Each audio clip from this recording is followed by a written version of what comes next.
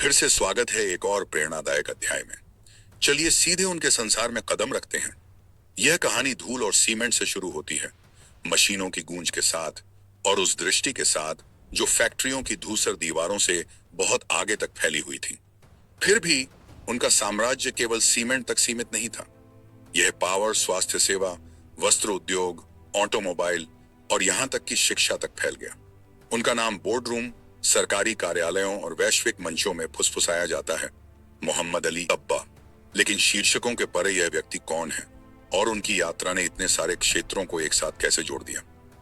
1991 में युवा Mohammad Ali Tabba Yunus brothers group YBG के गलियारों में प्रवेश किए, एक समूह जिसे उनके परिवार ने एक बहुराष्ट्रीय साम्राज्य में विकसित किया था।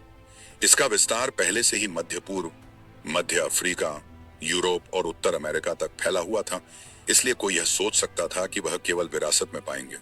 लेकिन अली अलग थे।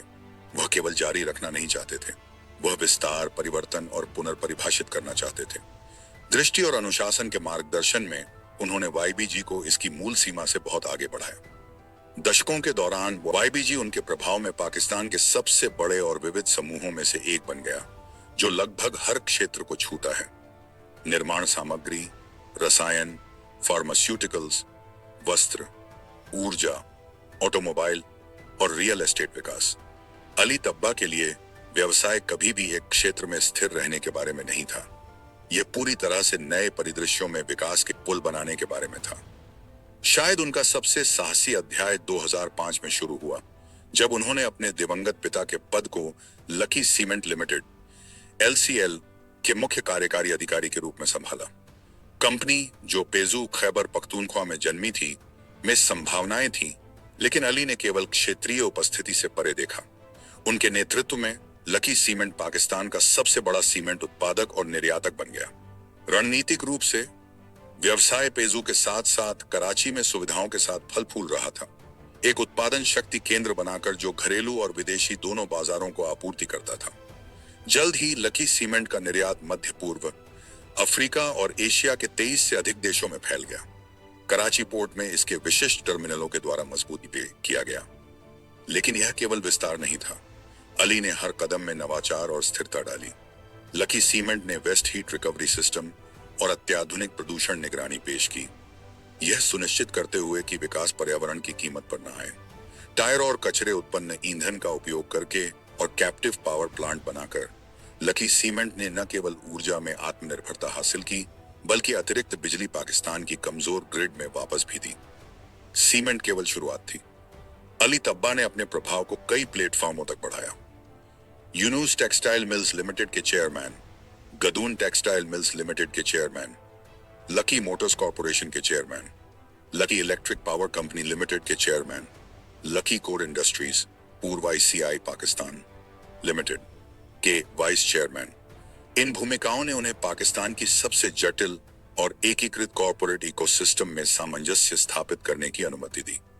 Lucky wind power limited and Yunus wind power limited जैसी ऊर्जा परियोजनाओं में उनका नेतृत्व नवीकरणीय ऊर्जा के प्रति मजबूत प्रतिबद्धता दिखाता है।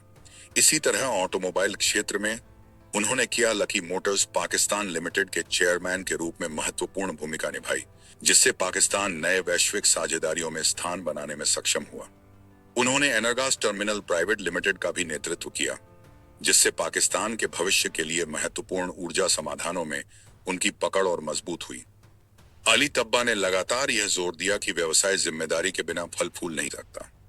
लकी सीमेंट की कचरा और टायर उत्पन्न ऊर्जा इकाइयां, फ्लू गैस कूलिंग सिस्टम और शून्य अपशिष्ट प्रबंधन रणनीतियां पाकिस्तान के भारी उद्योगों में मानक स्थापित करती हैं। धूल उत्सर्जन कम हुए, गर्मी पुनर्चक्रित हुई और संचालन लागत पर्यावरणीय देखभाल के साथ संतुलित हुई। यह एक ऐसा प्रयोग था जो सफल रहा। लकी सीमेंट को पाकिस्तान के औद्योगिक मानचित्र पर सतत प्रथाओं में अग्रणी बना दिया। उनकी दृष्टि के केंद्र में एक शब्द था, नवाचार। लकी सीमेंट को लगातार बाजार की गतिशीलता और तकनीकी बदलावों के अनुसार अनुकूलित करके तब्बा ने सुनिश्चित किया कि उनकी कंपनी प्रतिस्पर्धात्मक लाभ बनाए रखे, उच्च गुणवत्ता के साथ अंतर्राष्ट्रीय मानकों पर सस्ती कीमत में। इस स्तर की उपलब्धियों के साथ मान्यता भी आई। 2010 में, 2013 में उन्हें कराची चेंबर ऑफ कॉमर्स द्वारा बिजनेसमैन ऑफ द ईयर नामित किया गया। अंततः पाकिस्तान सरकार ने 2018 में उनके योगदान को मान्यता देते हुए उन्हें सितारा-ए-इम्तियाज से सम्मानित किया, देश के सबसे सम्मानित कॉरपोरेट नेताओं में उनकी जगह सुनिश्चित करते हुए। हालांकि कॉरपोरेट सफलता ने उनका नाम प्रसिद्ध किया, तब्बा के जीवन का एक और निर्णायक अध्याय उनकी परोपकारिता रहा है, जो स्वास्थ्य और शिक्षा में निहित है। टब्बा किडनी इंस्टीट्यूट के सीईओ और टब्बा हार्ट इंस्टीट्यूट के वाइस चेयरमैन के रूप में उन्होंने हजारों मरीजों के लिए उपचार प्रदान करने की पहल की। अजीज टब्बा फाउंडेशन के माध्यम से उन्होंने अपने परिवार की सामुदायिक सेवा की विरासत को जारी रखा। कराची एजुकेशन इनिशिएटिव और द ब्रिटिश ओवरसीज स्कूल में उनकी भूमिका इस विश्वास को दर्शाती है कि एक समृद्ध पाकिस्तान की शुरुआत शिक्षा से होनी चाहिए। यहां तक कि सांस्कृतिक क्षेत्र भी उनकी दृष्टि से अछूता नहीं रहा। उन्होंने लकी एंटरटेनमेंट प्राइवेट लिमिटेड और लकी एयर प्राइवेट लिमिटेड जैसी संस्थाओं का मार्गदर्शन किया, पाकिस्तान के विकास नैरेटिव में सांस्कृतिक गतिविधियों और आधुनिक सेवाओं को जोड़ते हुए। अली तब्बा का नेतृत्व केवल वाणिज्य तक सीमित नहीं था। उन्होंने सार्वजनिक और औद्योगिक संगठनों में प्रतिष्ठित पदों पर कार्य किया, नीतियों को आकार दिया और सामूहिक विकास का मार्गदर्शन किया। All Pakistan cement manufacturers association के चेयरमैन, पाकिस्तान टेक्सटाइल काउंसिल के chairman, Pakistan international airlines corporation के निदेशक, O'Neill and gas development company limited के निदेशक, Yunus brothers group holding entity के निदेशक, हर पद ने उन्हें उन निर्णयों के केंद्र में रखा जो पाकिस्तान के कॉरपोरेट परिदृश्य को आकार देते हैं। उन्हें केवल व्यवसायी ही नहीं बल्कि आर्थिक नीति के रणनीतिक प्रभावक के रूप में प्रतिष्ठा दिलाई। उनकी दृष्टि अनजाने संसाधनों की ओर भी मुड़ी। National resources limited Hussain NRL के चेयरमैन के रूप में उन्होंने बलूचिस्तान के चागाई जिले में आधुनिक खनन परियोजनाओं की शुरुआत की। पारंपरिक खनन विधियों के विपरीत तब्बा ने वैश्विक विशेषज्ञों और स्थानीय समुदाय के विकास के साथ सहयोग पर जोर दिया। स्थानीय लोगों को प्रशिक्षण देना, रोजगार सृजित करना और संसाधन निष्कर्षण के साथ मानव विकास का संतुलन उनकी उस दर्शन को दर्शाता है कि विकास समावेशी होना चाहिए।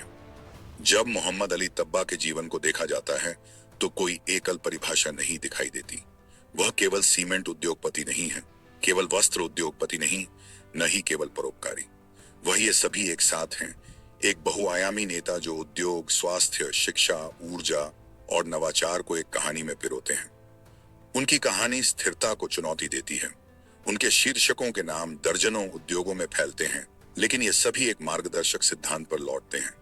अगर उसके नेता दृष्टि, जिम्मेदारी और वैश्विक संपर्क अपनाए तो पाकिस्तान विकसित हो सकता है, प्रतिस्पर्धा कर सकता है और फल फूल सकता है। पेजू और कराची की फैक्ट्रियों से कराची में उनके द्वारा समर्थित अस्पतालों तक, बलूचिस्तान के खनन क्षेत्रों तक उनकी छाया पूरे देश में फैली है। और फिर भी यह कहानी अधूरी महसूस होती है, क्योंकि अली तब्बा जैसे नेता अभी भी अपने अध्याय लिख रहे हैं,